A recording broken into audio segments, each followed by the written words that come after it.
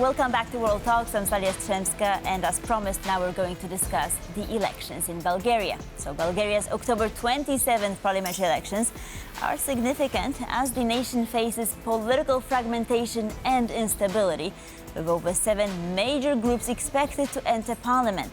Surveys indicate that voters are generally pessimistic about the prospects for stable government post-election, with only 29% believing stability is achievable. To discuss, I have Jacek Wojnicki, Associate Professor, University of Warsaw, joining me right now. Good morning, Professor. Good morning, everyone. So let's start with trying to get an idea of what's happening. Sort of who is the top contender, what results are we expecting, and will there be valid because of a possible low voter turnout? Bulgaria are going to the poll station this Sunday for the 7th time in the last 4 years. It is a result of the deep socio-political crisis in Bulgaria. The Bulgarian parliament is unable to create the stable government coalition from the 2020. The Borisov bloc, Boyko Borisov bloc, the long-time head of government, is too weak to govern, but too strong to be pushed into parliament opposition. And it's paradoxical situation in Bulgaria and tragic for the political situation. Right, so which party has the biggest chance of winning?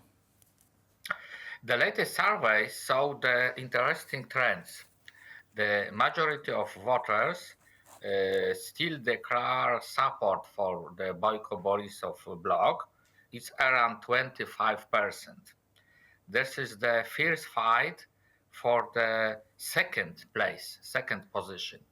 It will be taken by either the pro-Russian party, pro-Russian movement, Revival, a potential alliance to or Borisov coalition, and the pro-democratic, pro-modernistic movement, Let's Continue the Change. This movement, Kirill Petrov, the last prime minister. At the same time, there is fight for the control over the Turkish movie for right and freedom. It's a fight between the leader Ahmet Dogan and the wing ready to support Boyko Borisov. The weakening position is occupied by the post-communist socialists. This is a result of the latest survey in Bulgaria. It is quite interesting, the pro-Russian Revival Party. I mean, it has risen to prominence over the last several years, I believe. I mean, in the previous vote, they were also able to secure 15%, perhaps around this number. I mean, these were the expectations, right? So why is it happening? Is Bulgaria yet another country that has this pro-Russian party becoming more and more influential? Is it a pro-Russian? Yes, pro-Russian tendency in Bulgaria is very historical and aspect. Yes, the Russian is shown by the alliance for the Bulgaria in Turkish war, and its aspect historical. And now is the new movement. Maybe it's a sign of this historical aspect, but 15%, it's not a very big result for this pro-Russian party. Okay, so why is Bulgarian political scene so fragmented? Why, after these elections, I mean, because they're going to vote for the 7th time in about 3 years, why these parties are unable to form any kind of a stable government? Which issues are they fighting about?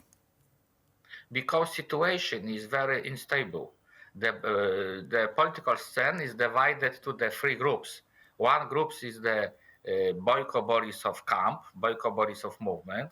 It's about the 25%. The second group is the democratic modernization group. It's 25% too. and other party is divided for three groups: post-communist, nationalist, and populist.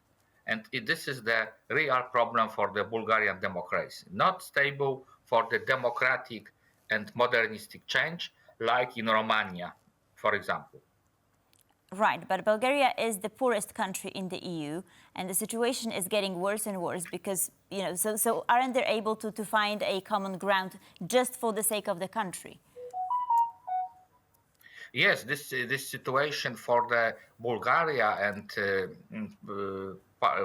partnership in the UE is very, very hard to Bulgaria, because Bulgaria needs the change in the car, in corruption fight, but in unstable situation in the parliament and Boyko Borisov alliant politics, it's not enable to the made this begin to the real change in this sphere.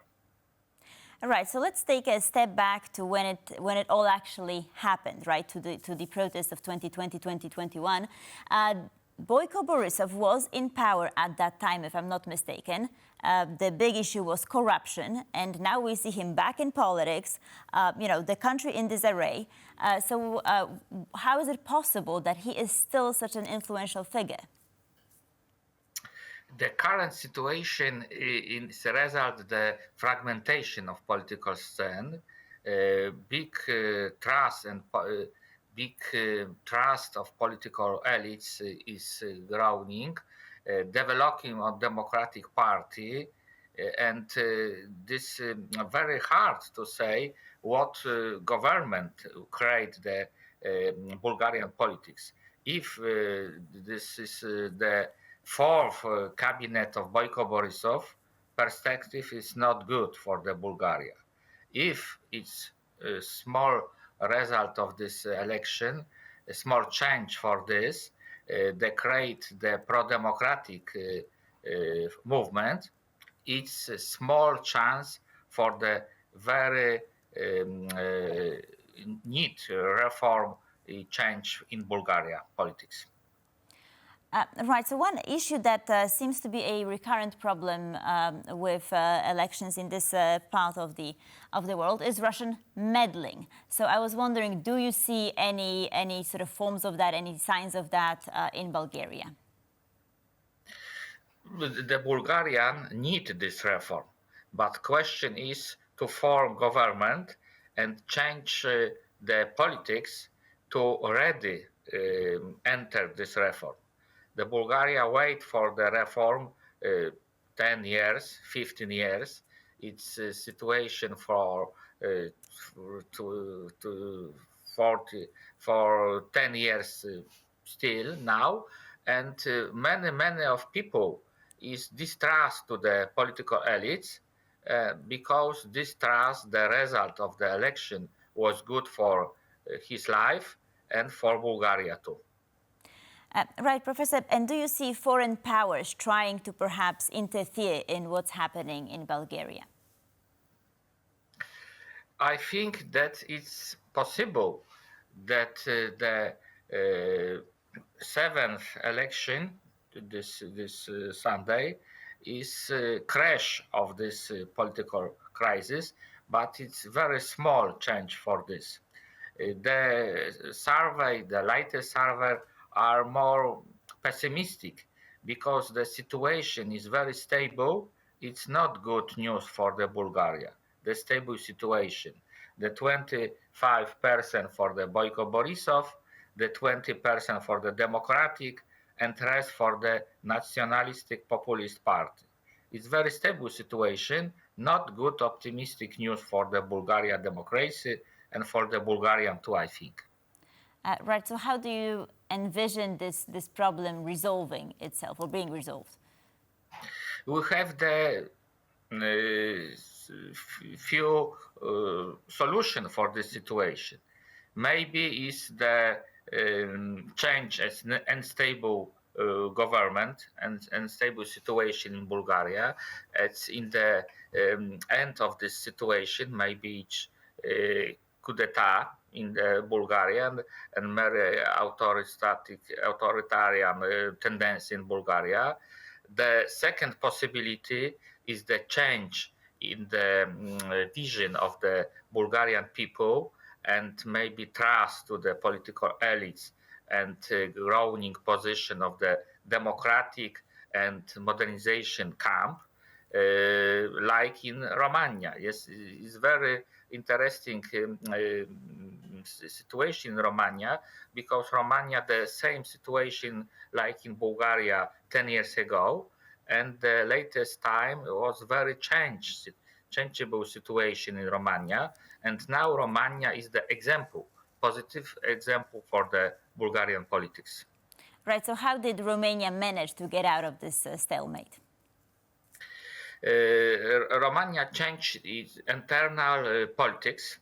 They create anti-corruption institution and entered a very deep reform in the court and administration.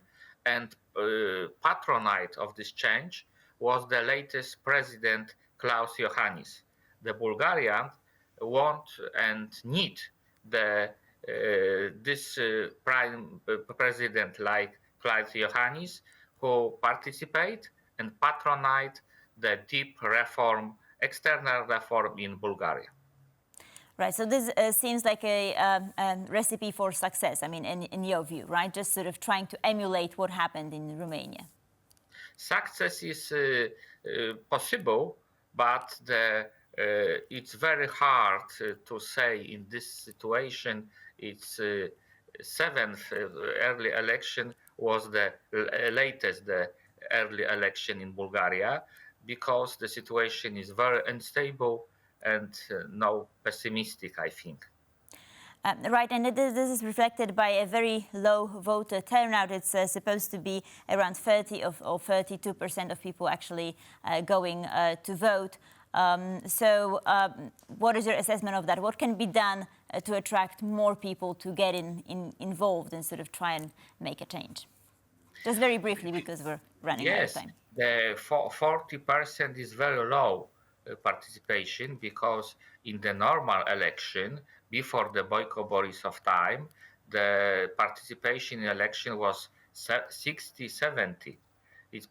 Bulgaria want to participate in democratic institution, but now he doesn't want to participate in institution who doesn't good result for him and for Bulgaria. It's result of pessimistic vision of the future for the Bulgarian, and not change for the radical change in the life of this country. Jacek Wojnicki, Associate Professor, University of Warsaw. Thank you, Professor, for being with us this morning. Much appreciated. And thank you for watching World Talks. Please stay tuned for more here on TVP World, and of course, News Bulletin coming up at the top of the hour.